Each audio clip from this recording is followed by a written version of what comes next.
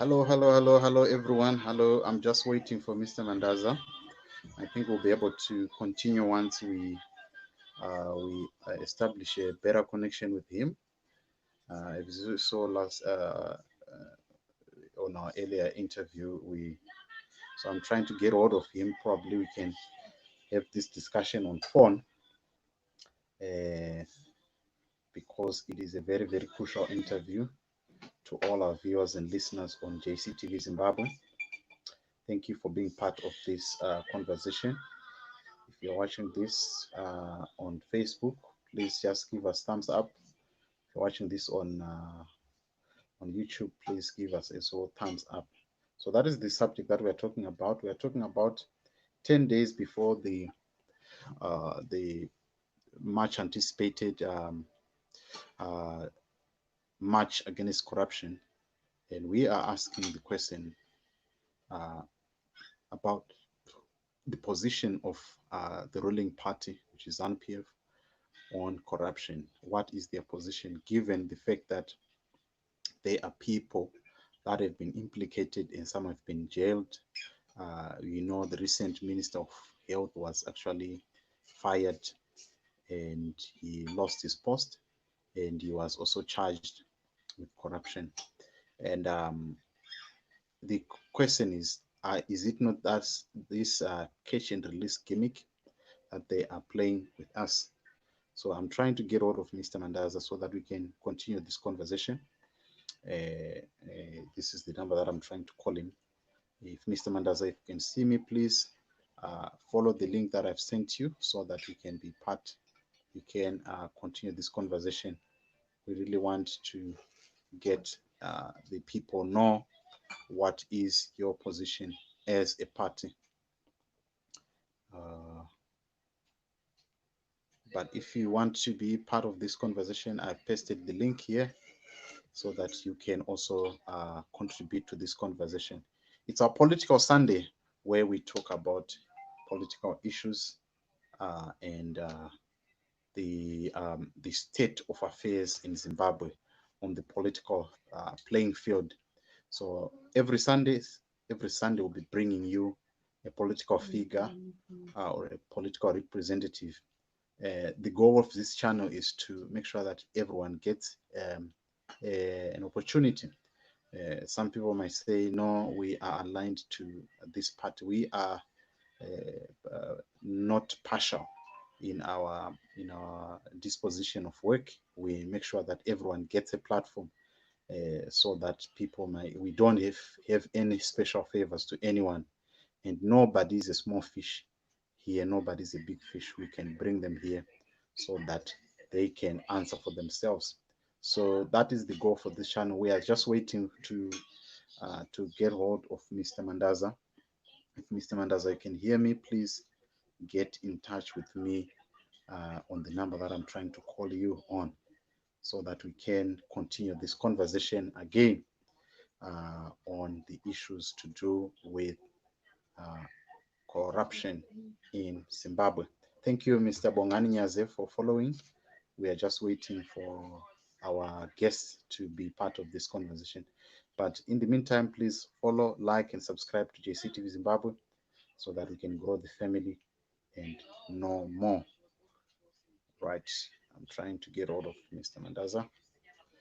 Did you enjoy our conversation with Mr. Tinashe Jonas last week? The leader of Ideal Zimbabwe, who was our guest on the Political Sunday last week.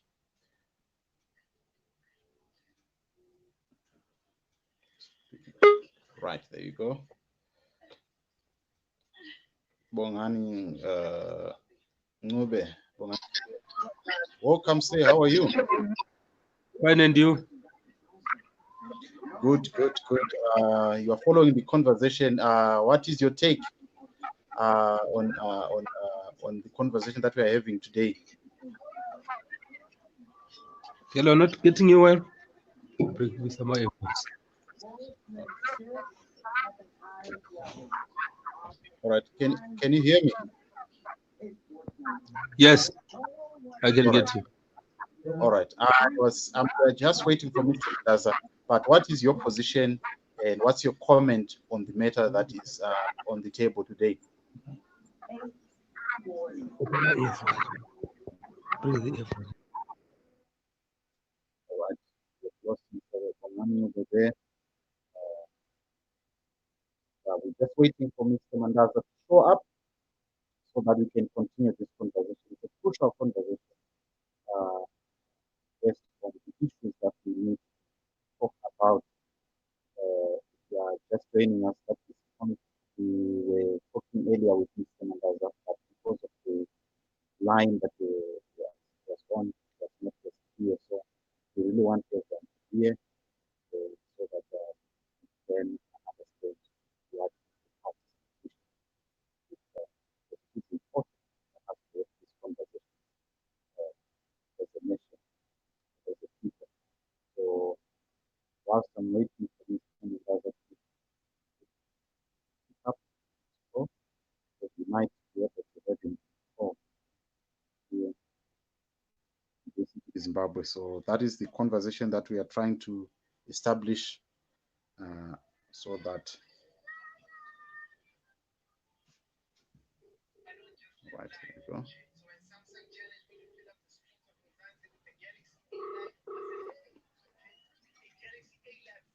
Hello, I'm trying. All right. Is it fine if we can continue this conversation on phone, because we are really Yeah, it's fine. We can continue. all right. I'll welcome back our viewers and listeners. We are again with Mr. Mandaza on this platform. If you can hear him, please just give us thumbs up or just say we can hear him loud and clear. So I'm gonna try to make sure that we hear him quite clearly. So I was asking the question earlier on that there is a bit of a tendency of catch and release by ZAC, which the principal of ZANU PF, who is His Excellency Mr. Idi Mnangagwa, has said that he wishes, if he was in the judiciary, to make sure that people pay for their deeds. And so I'm asking, what is that issue been resolved, and what is the party's position on that matter? Like I was saying, the position of the party with regards to the catch and the release Yes. is expressed by the president, Comrade Emerson Mnangagwa, that he is not happy with the catch and the release that has been taking place in the country. And the understanding is that if anyone has been arrested and there is evidence which is incriminating enough, yes, the court should be able to quickly preside over the court, the case, and take the person through the processes. And if he found guilty, should then be arrested, should then be sent to prison. But what we have seen so far is a situation where the judiciary, which is independent, and the president and even Zaki cannot interfere with their processes. They have been going through the processes as they see it fit. It is for that reason that the president has expressed his displeasure in the manner in which the cases are being handled, and he would have wished, if he was one of the prosecutors, to make sure that due diligence and all the necessary work that has to be done is done to make sure that those that are found wanting in terms of corruption, they are in prison. And we are worried that this trend is given a dent on the efforts that the president is making, as well as the work that the executive has been doing. And one wishes that the judiciary will expedite cases that involve corruption. All right. Let's go back to the issue that I was talking to you about, the issue of the list that was released by Mr. Ruhanya, who is the former advisor to the late Prime Minister, Mr. Morgan Tsvangirai, and about the list of individuals who were implicated in the farm input program that was administered by the Reserve Bank of Zimbabwe. We not get a clear answer on that one. Can you respond to that question, sir? What it is, our starting point is what is the use of releasing this document in this particular juncture? When it is now almost 18 years or so after the incident has taken place, and we are a little bit skeptical on the motive of the people that have released the list in as far as the timing is concerned. Okay. However, if their intention is to show that there is corruption in government or people are not reading their laws, Yeah. then the former Reserve Bank governor has come out clearly to explain what happened or what transpired during that particular time. And as a party, if our position is that if they were loans, ordinarily they should be paid back. But even the explanation that was given by the former Reserve Bank governor, that the processes were taken even as far as the parliament, and the debt was assumed by the Reserve Bank, and using the statutes that exist in the Reserve Bank, then the processes were transparent because each representative of every constituency in Zimbabwe was there in the parliament to oversee the passing of this particular motion which had been put in terms of the implement of the money that was given through the farm mechanization program. All right. On that note, is the government able to recover that money in your view? Is it able to recover that money? Because mind you, if it is a loan, obviously it has accrued some interest. If those people that have been implicated in this, are they able to pay the interest according to its value on this day at age? Are they going to pay the interest that has accrued over the years in the government so that they can recover the money so that they can use it in other matters of the day? I think that we are basing on an which is an assumption. Mm. And we are going to use the same assumption. If they are required to give a good loan, yes, obviously they are supposed to pay. Yes. Including the loans, the interest that has accrued over the years.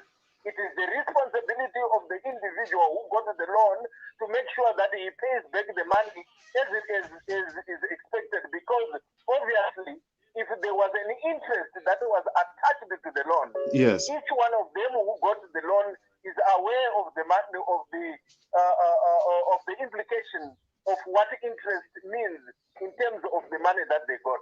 But if it was not a loan, then there is no point for us to continue to discuss an issue which was resolved through parliamentary processes as explained by the former Reserve Bank governor. All right. Going on, Mr.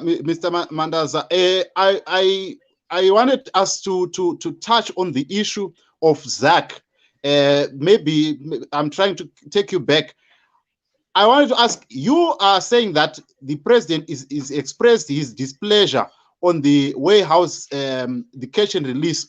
So do you still have confidence in ZAC that they are going to do their job well, or you are waiting on probably on another appointment of another set of commissioners, or maybe judiciary set of people or prosecutors who are going to make sure that they gather enough evidence to make sure that the people that have taken state funds, they return them, so that the country might not be the economy might not bleed as it is doing right now?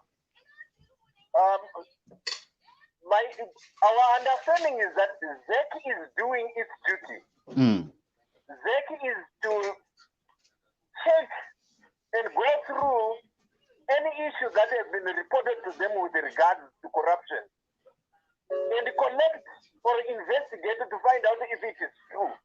Yes. And if they have found out that it is true, they are then arresting the people that have been being arraigned before the court. it becomes the responsibility of the court to preside over these cases. So the question here is not about ZEC doing its work. Possibly the way what needs to be looked into is the issue of those that are supposed to be doing the prosecution and those the judges who are supposed to put the matters on the court roll and all the other issues that are supposed to be, so that the issues, the turnaround of these issues is expedited, so that we find people going to prison if they are found having dipped their hands into the cookie jar.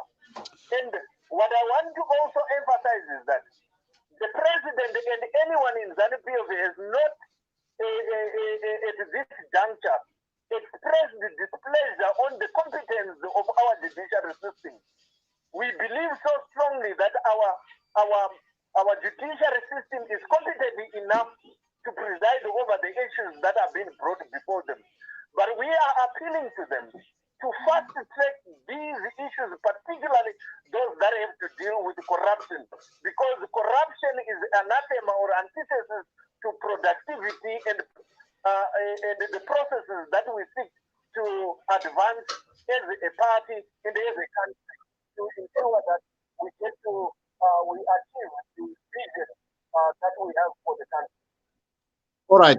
Moving forward, Mr. Mandaza, I would like to ask, you are much aware of the July 31st march that has been launched by Mr. Ngari Vume and his team. It has been supported by a number of leaders, including Mr. Dr. Nkosana Moyo, Dr. Manyika, and other opposition party leaders. What is ZANU PF's position in terms of the 31st of July march? We have seen one of the leader of the war veterans, who is the Deputy Minister of Defense, Mr. Victor Matima Danda, saying that there is a ploy to spread coronavirus through the canisters that they are going to use during the protest. What is your position as a party? Do you think this claim is true? Because mind you that the police are the ones that are having the tear gas.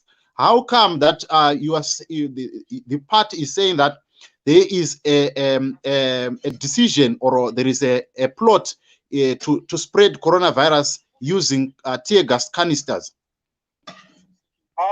It is in the public domain that the agenda that is advanced by Ngari Vume and the cohort of the people that are calling for the demonstrations is being masked as a fight against corruption and other evils that could be taking place in the country. Yet they are advancing an agenda that that seeks to advance their regime change agenda. The reason why we say that it is because if the fight is about corruption, there is no reason why people should say hashtag ZANU PF must fall. There is no reason why they should say ED should go. There is no reason why they should have other hashtags that are inconsistent with what they have portrayed as the mission for this particular demonstration. We are fully aware and supportive to demonstrations that are not violent, as enshrined in the Constitution of Zimbabwe. What ZANU PF is against is the fact that the opposition, which in this case is being led by Jacob Ngari Vume and the others whose names you have cited, their agenda and mission is shown in their planning stages. It has nothing to do with the fight of corruption and the interests of the people of Zimbabwe. They are politicking and grandstanding in order to dent the image of Zimbabwe, as well as show Zimbabwe as a failure to the international world. And we feel so the demonstration.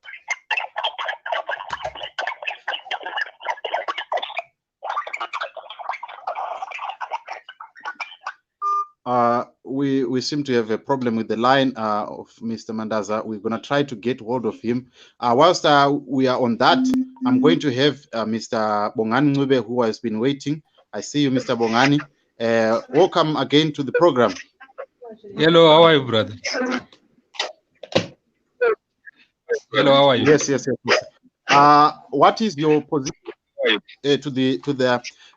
what Mr. Mandaza was saying?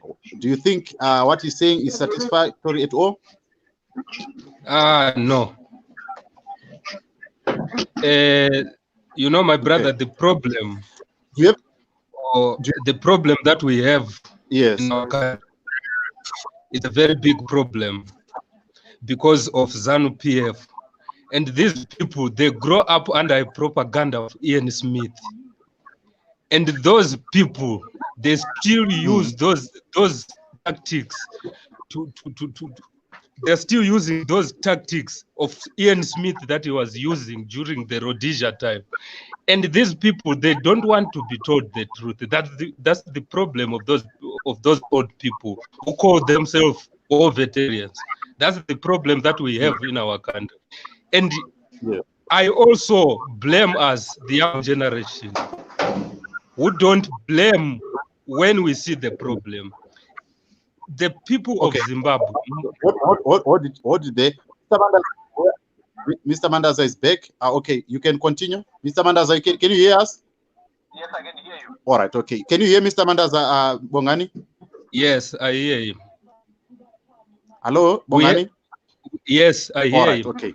You can continue. He's listening. Yes, we have a problem, a big problem, because these people in ZANU, these people in ZANU PF, like Zach, the people who appoint those organizations, I think is the president. That's where the problem is there.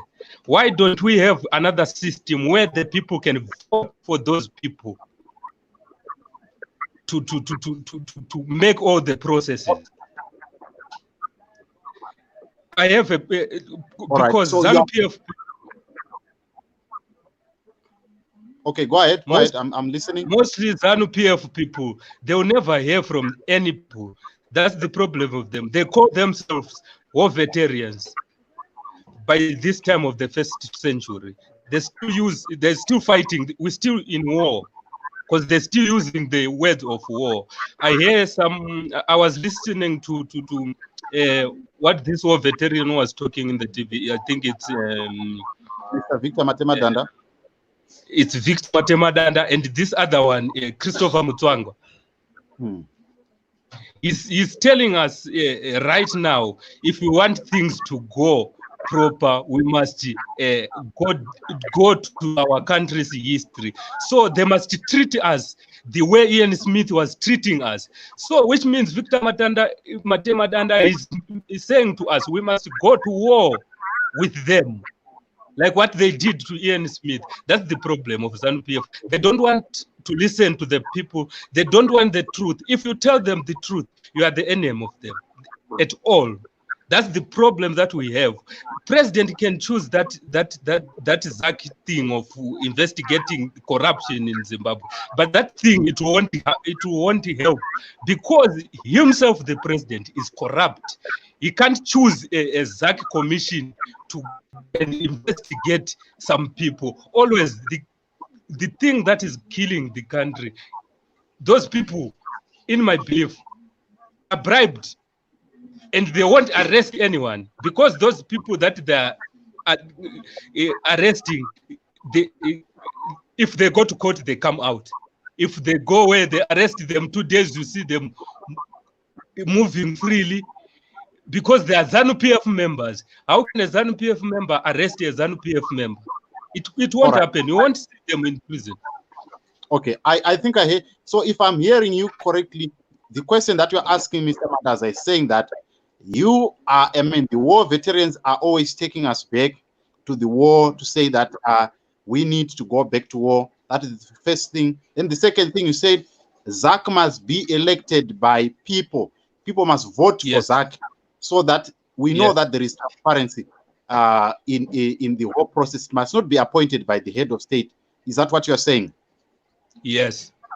Okay, Mr. Mandaza, what is your response to that? I don't know if you have. The appointment of the Zimbabwe Anti-Corruption Commission is clearly spelled out in the Constitution, and the president exercises what is shown what is detailed in the Constitution. He cannot deviate from what is in the Constitution, and mind you, what is in this current Constitution is what was agreed by the majority of the people when the Constitution was crafted. So it has nothing to do on whether President Mnangagwa wants to or does not want to, but it is dictated by the Constitution. If the people of Zimbabwe feel that it is time that we change the manner in which we choose the members that are going into the Zimbabwe Anti-Corruption Commission, it is then their responsibility to call for an amendment of the Constitution to make sure that it accommodates this view that has been spelled out by Bongani. All right. Bongan, are you answered on that one, or should we go on what Mr. Mandaza on what you had asked?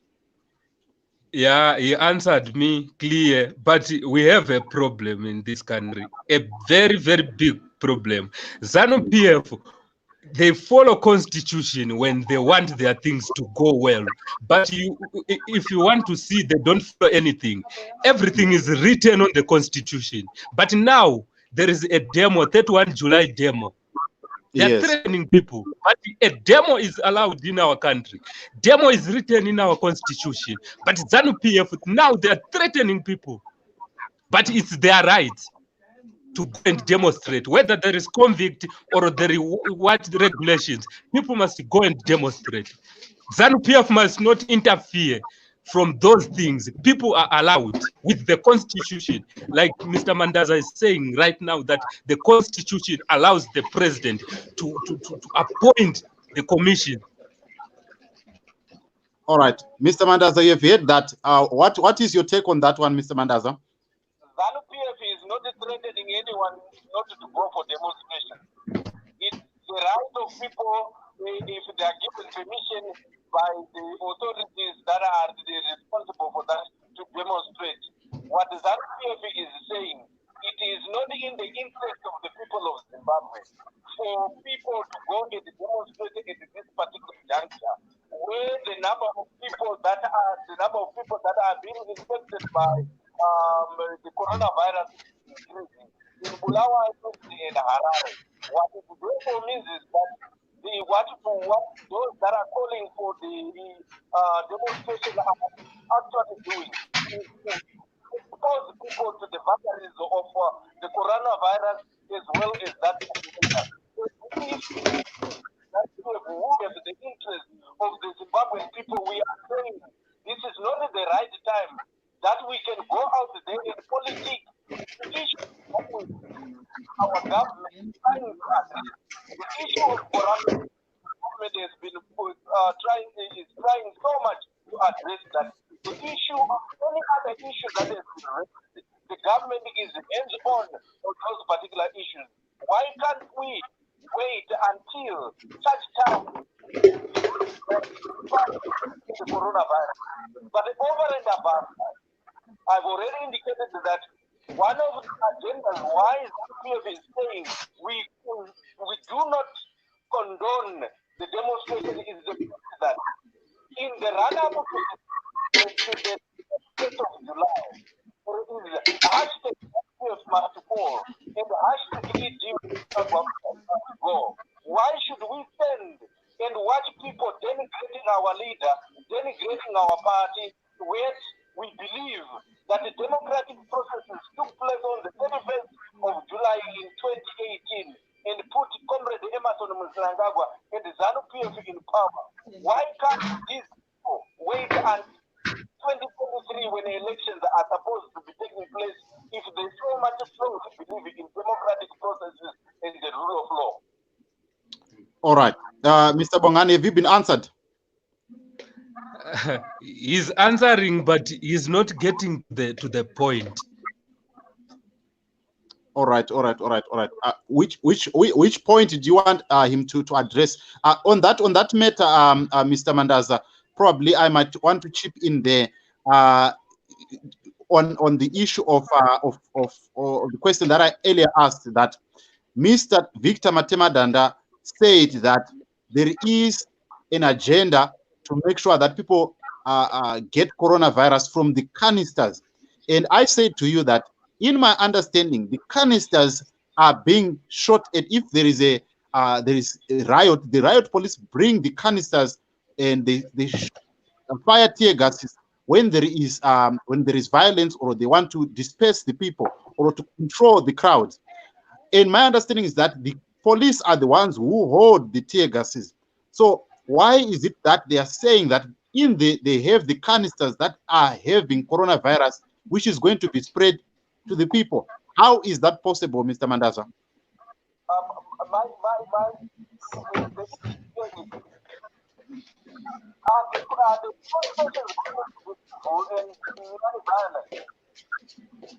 Demonstrations with civil and non-violent, whether it is the police or the MDC, the opposition and the demonstrators, no canisters would be fired. But the nature of the demonstrations that we have seen in Zimbabwe, they turn out into looting, destroying property, resulting in the police trying to kill what would be happening. And in the process, anything can happen. And if comrades were mathematical insinuated that there is that possibility, there could be evidence that is telling him that there is a possibility that there is a plan that is being hatched by the opposition forces, by the opposition in the run-up to the 31st July protest. But over and above that, do we really need a canister taking people into where we have coronavirus, spikes of coronavirus? Is it not the same as taking people for throwing canisters to them? Because there is a spike in Harare, there is a spike of coronavirus in Bulawayo, of local infections that are taking place. And we are saying those that are organizing the demonstration, that people go into the demonstration. Is that not similar to throwing canisters full of coronavirus? Okay, sir. I understand what you're saying, that we are supposed to practice social distancing in this time and period. But are there no protocols that are there right now of making sure that people practice social distancing whilst they are doing a peaceful demonstration? We know, you and I are aware of the demonstration that was held in November 2017, which led to the ouster of the former president, Mr. Robert Mugabe. Isn't there a provision for such a demonstration whereby people can be peaceful? And the world applauded us for being a peaceful country. We held a demonstration with no violence at all. Can't we do the same with the 31st of July? I cannot say we can or we cannot do the same, because we are not part of those that are organizing them. But one thing that I know very well, there are protocols that are governing the issues of COVID-19. And one of the protocols is that no gathering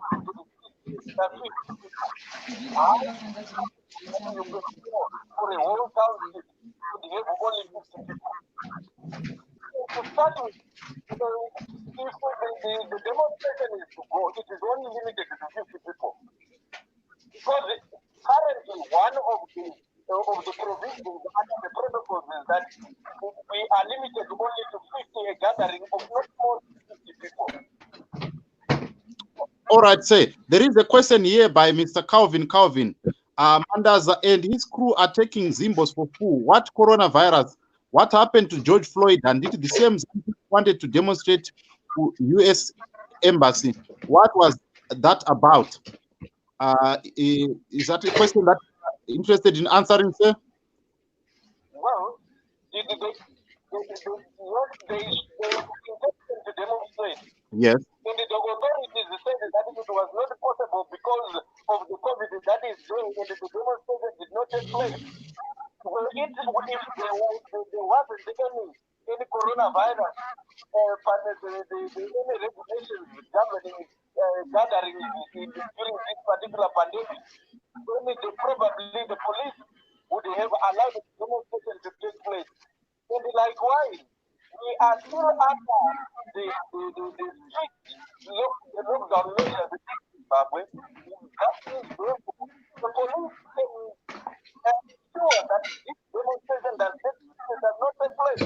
In much of the demonstration that ZANU PF wanted to do at the time that don't pass on. Oh, all right. Say, I'm gonna allow Mr. Bongani. Do you still have another question before I let you go, Mr. Bongani? To Mr. Mandaza. Yeah, my question to Mr. Mandaza is one.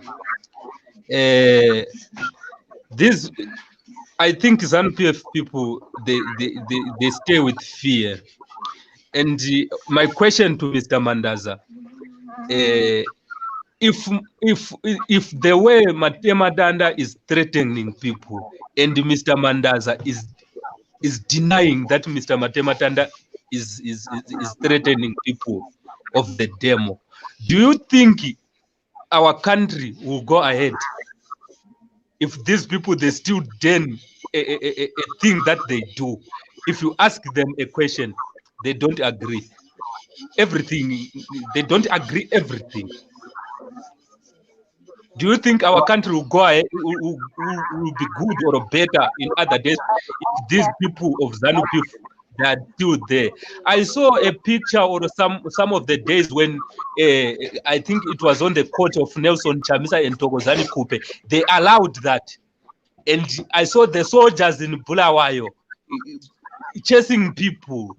Why is our soldiers? Why is ZANU PF allowing our soldiers into their politics? Why? Did you hear that? Did you hear that, Mr. Mandaza? I would allow him to answer Bongani. Okay. Okay. All right. All right. We do not deny almost everything. All right. We do deny things that are neither here nor there. When you ask us about corruption, we are the first people to admit that there is corruption. And we are the first people to admit that there is the catch and release which is going on. And that is why the president and his government is put in steps to make sure that these things are addressed. And as much as Comrade Matema Danda said that canisters would be thrown, he was not threatening anyone, because he believes so strongly in the constitution of Zimbabwe. That's why he is in the position in which he is in government. He swears to the constitution, and there is no way that he can therefore say a demonstration cannot take place. But what he is saying is that under the circumstances that we have currently in the country and in the world, it is not the right time that we can go and demonstrate. And if ever we are to allow people to demonstrate, we are like those in the opposition who are throwing canisters to people. As an analogy of when you send people into the demonstration at this time, you are like throwing canisters full of the virus to them. That is not a threat at all, but it is an explanation of what should not happen at this particular juncture. We are a party that is united, that is peaceful, and that is people that have a common vision to prosper the country. That is why even our manifesto inspires many of the people in Zimbabwe. All right, say, I would like to pose a question before I let Bongani go. The question would be, you recall when Mr. Mnangagwa took over power in 2017, the price of bread was still at 90 cents. And up to now, it has skyrocketed, and it's now close to, I think it's close to $100 per loaf. Do you think that the president he has the ship? I mean, the economy. Is he going to fix the economy, or this thing is out of hand for him? We still have confidence in the ability of President Mnangagwa. Immediately after his inauguration, one of the things that he said to the nation is that recovering the economy, the process of recovering the economy of Zimbabwe will not be a walk in the park. It will be a difficult journey. And we, therefore, should expect it to be difficult. But more about that, we should not underwrite the issue of sanctions. We have been playing havoc in Zimbabwe. And we should not also underwrite the effects of corruption, which is the other result of the sanctions that we impose on Zimbabwe. We should not even underwrite the work of those that currently you have seen being asked to trade on the Zimbabwe Stock Exchange. And the work that these other organizations have been trying to do in order to ensure that the economy of Zimbabwe is run down. So, what we expect as much as the government is trying, is putting every effort to make sure that we recover the economy of Zimbabwe, which we have not stopped. There are many people that are playing, that are also doing and we should also not underestimate what Nelson Chamisa and his crew said when they lost the elections. When they spoke about the irradiation phenomenon, it was only to destabilize the country. Those effects could be at this particular time. All right, sir. I would like to, Bongani, do you have something before I let you go? I wanted to pose in a question on the issue of sanctions that maybe you have the input. I say yeah.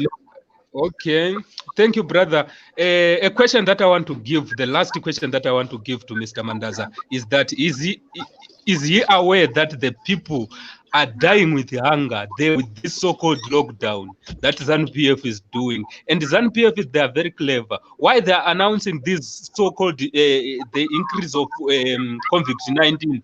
Because the announcement of a demo was announced. They now announcing a rapid change of COVID-19 because there is a demo announced. Before they were quiet. This is fear. Second question that I want to question. I want to question three people. It's Vice President Constantino Chiwenga, Valerio Sibanda, and SB Moyo. These three people, I have a question with them.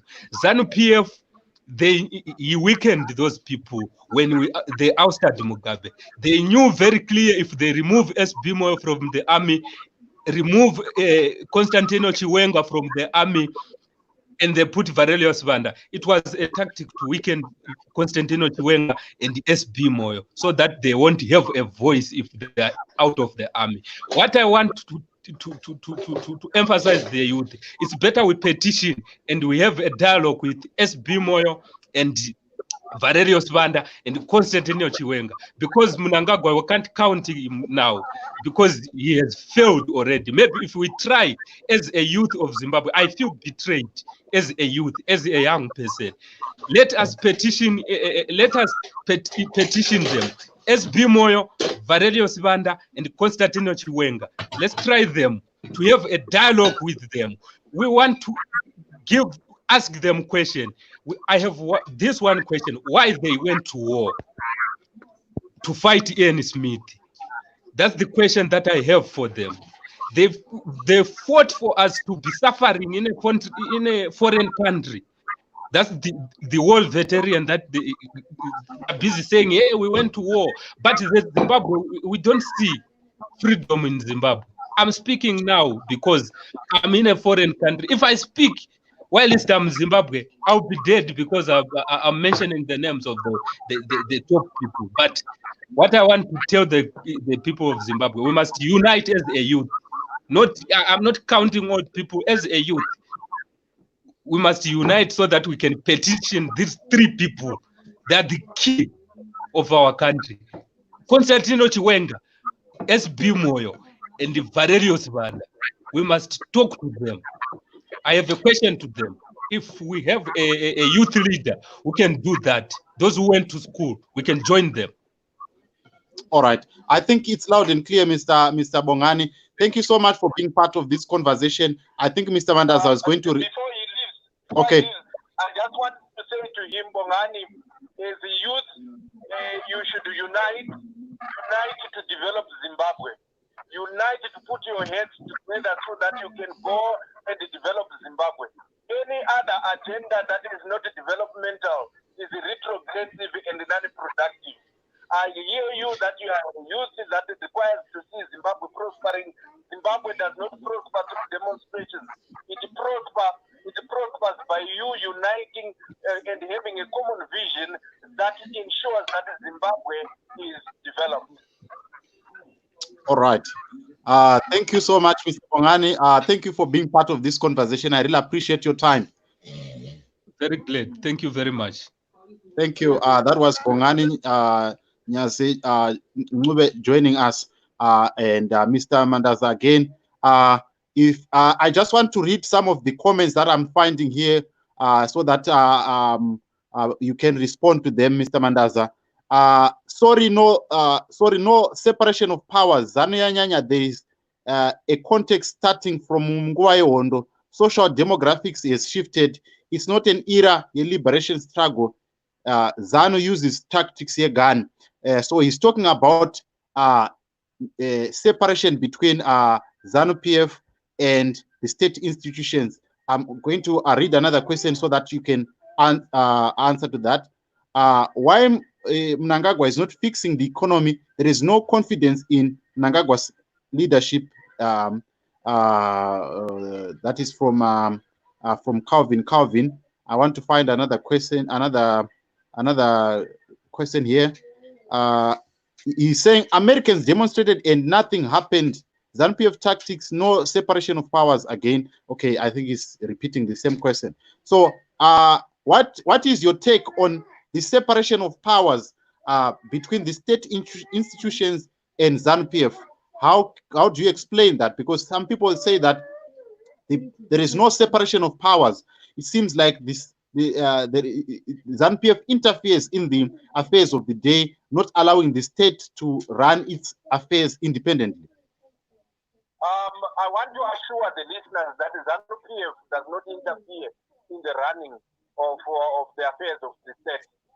What ZANU PF does is it makes those that it has deployed in government are accountable to the wishes and aspirations of the people of Zimbabwe as enshrined in the manifesto that brought the party into power. As you are aware, the majority of our leadership currently resides at the party headquarters. It is at the party headquarters that we find the majority of the people that are running the party, and they are not in government. Those that are in government are the deployees from the party, and these are supposed to implement the policies as enunciated by the party through its party manifesto. And there is a distinct line between ZANU PF and the government. We are a party, a revolutionary party that won the elections and deployed the people in government to run the affairs of the country. And they are not running the affairs of the party. The affairs of the party are run by people that are at the HQ in Harare, and the government has its structures that are managed by the president, who is also a deployee of the party of the ruling party. And apparently, he won the election, and he has to run that the government according to the manifesto that put him into power. We do not interfere. We guide. We give guidance, and we make those that are in government accountable. That is why you have seen of late the ZANU PF leadership commending on the recalling of the two former ministers that were embroiled in corruption, that they were recalled. It is one of the processes that are initiated from the party when they see that their employees are not performing as is expected. All right, say as we conclude, say I wanted to ask this question, maybe for the benefit of our listeners. What is okay? Before I do that, okay, Calvin has been asking some many questions. I wanted to ask, what is your position as a party, looking at what is happening right now in terms of inflation and everything? What is the position of the party? What is the party going to do in order to address these issues? You said that there is a dissatisfaction in terms of people dealing with corruption. And then the last question that I wanted to ask as well is, maybe Bongan also spoke about it, the issue of having so much amity or enmity with the opposition in such a way that every time when an opposition party or an opposition leader says something, ZANU PF views that as an enemy. Is there such grounds whereby you accommodate the opposition to say that whenever they say something, you take it into cognizance and you act upon it? Why is it that there is such enmity with the opposition in ZANU PF? I want to assure you and the listeners that the ZANU PF does not view opposition as enemies. If they did, they would not have brought multi-party democracy into the country.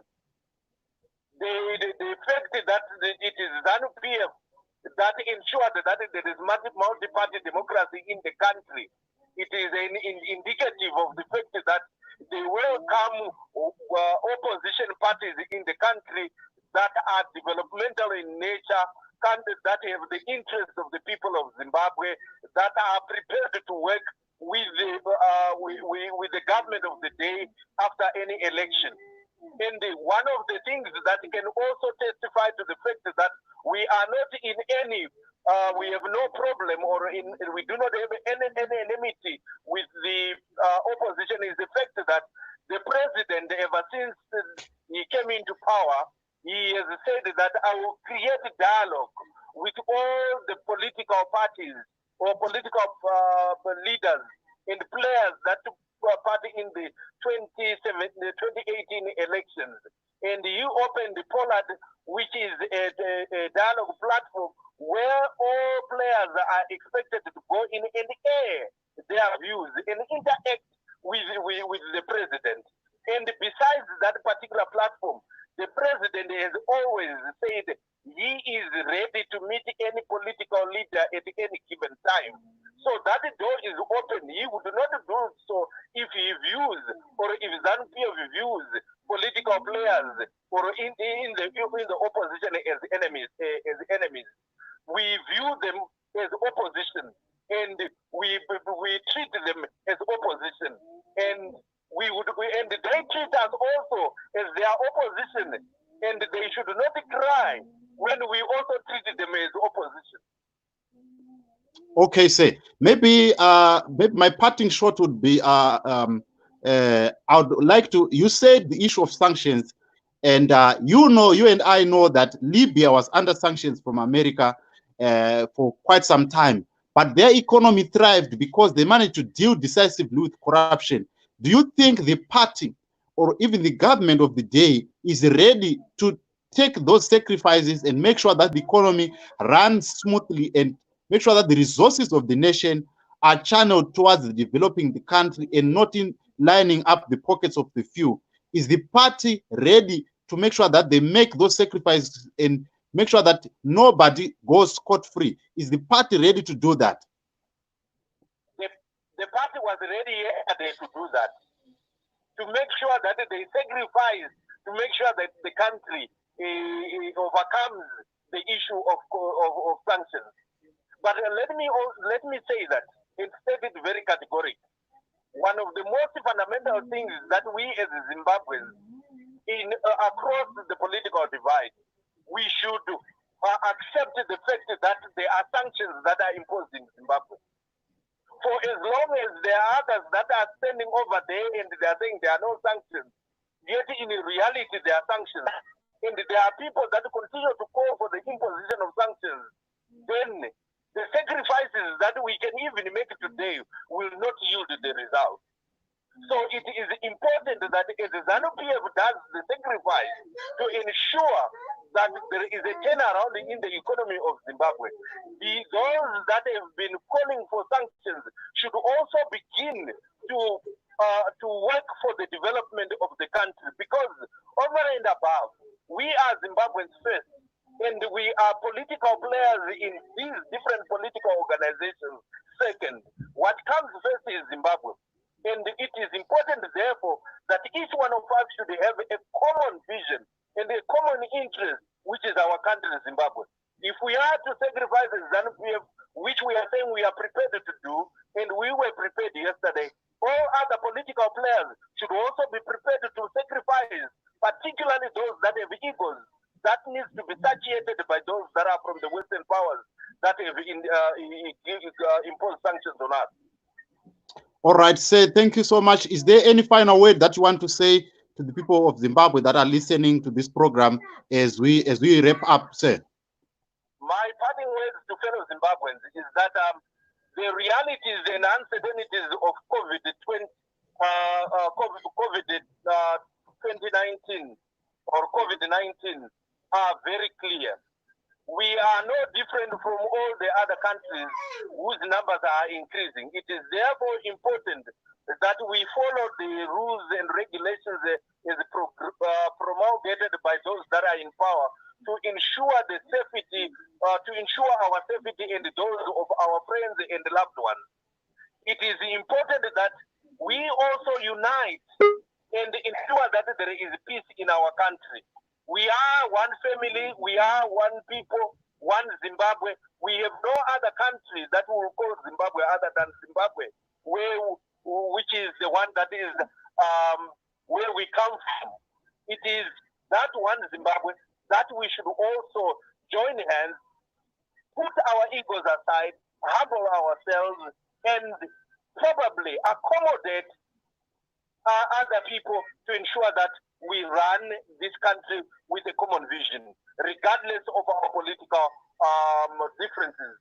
In fact, political differences are a way of ensuring that the country has divergent views that seek to prosper the country. And we call upon all players to ensure that we work for a common good for the people of Zimbabwe. We have a youth that seeks to enjoy the future, and we owe it to them to ensure that we develop this country for posterity. All right, Stay. Thank you so much for being part of the conversation. We really like to thank you for your time, and I'm sorry for the network communication that we had earlier on. But thank you so much for your input, and we really appreciate your time and telling us the position of ZANU PF in order to deal with corruption. We hope to have another conversation with you, maybe probably after the 31st of July. But all the same, thank you so much for being part of this conversation, sir. You are most welcome. All right, that was Mr. Kennedy Mandaza, the ZANU PF spokesperson for South Africa District. We were talking about the position of ZANU PF. Are you satisfied at all with his answers? That is some of the questions that we'll be asking. Are you satisfied with the position of ZANU PF in dealing with corruption? Are you satisfied with ZEC? And he also said that there is a bit of dissatisfaction, which is within the party in dealing with those that are being embroiled in corruption. So that is the subject that we had today. On each and every Sunday, we're going to be having such conversation. We will bring a political person so that they can talk to us on the politics of Zimbabwe of the day. But all the same, we would like to thank everyone who has been part of this conversation. And if you'd like to be part of this conversation, please get in touch with me beforehand so that we can include you. I would like to thank Bongani for also for his contribution. And for everyone that was watching on Facebook, if you're watching this on Facebook, please follow JCTV Zimbabwe. If you're watching this on YouTube, please also follow JCTV Zimbabwe, and also JCTV Zimbabwe on Twitter, JCTV Zimbabwe on Instagram. We continue the conversation. You can also follow us on jctvzimbabwe.co.za. That is our website, and we really like to thank you for your contribution. And also, I would like to let you know that we have exciting programs on this channel, and the purpose of this evening talk is to make sure that everyone is included and you can also be part of this conversation. But anyway, that was the talk that we had tonight. Just reading. Peter Richard, thank you. I see you. Calvin, I see you. Claudius Murira, I see you. And also, who else was here that gave us comments? Sally, thank you for being part of this conversation. And everyone else who contributed to the conversation again. I would like to let you know that we could not have a sports talk this week because of some the guests that were supposed to be part of that conversation could not show up. But we are working to make sure that we have a guest who is going to be part of the sports talk. But anyway, this has been the conversation today. Thank you so much for being part of it. This is your boy JC, reminding you that rise up, Africa. The world is waiting for you. I'll see you again next time when we bring in another interesting conversation. Thank you for watching.